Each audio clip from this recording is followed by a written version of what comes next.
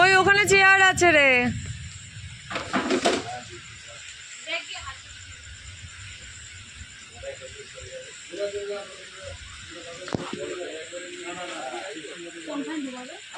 ডাল বসিয়ে দিস, ডাল ঠিক করে বসিয়ে দিস।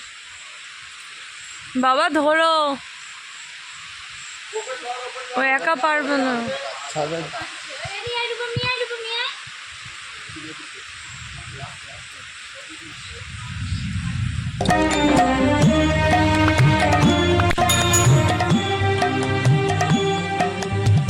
তুই চলে আয় সোনা, ভিজিস না, ভিজিস না, চলে আয়।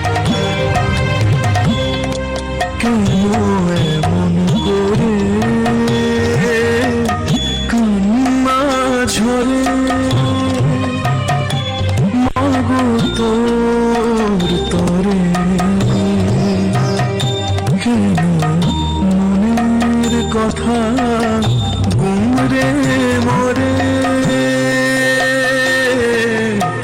অন্তরে আমার তুই ছাড়া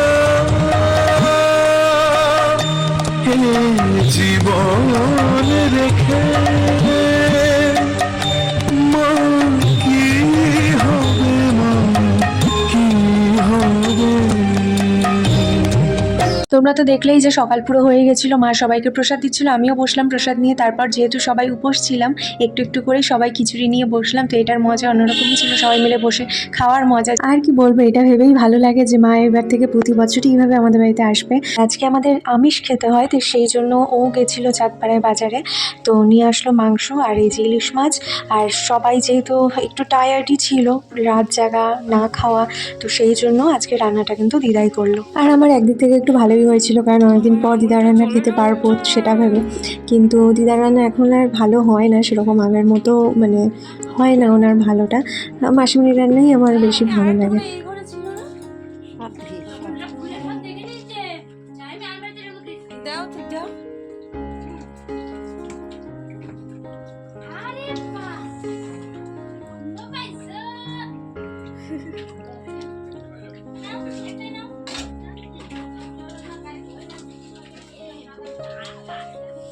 এইবার বাড়ি গেছি, মানে আমার প্রিয় জিনিস খাবো না সেটা কি করে হয়।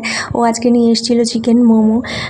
এখানে তোর ওই বাঁধাকপি পেঁয়াজ এই দেয় শুধু, আর চিকেনের মোমো মানে এখানে খাইনি আমি, জানি না কোথায় পাওয়া যায় না পাওয়া যায়, আমি কিছুই জানি না, আমি তো খাইনি।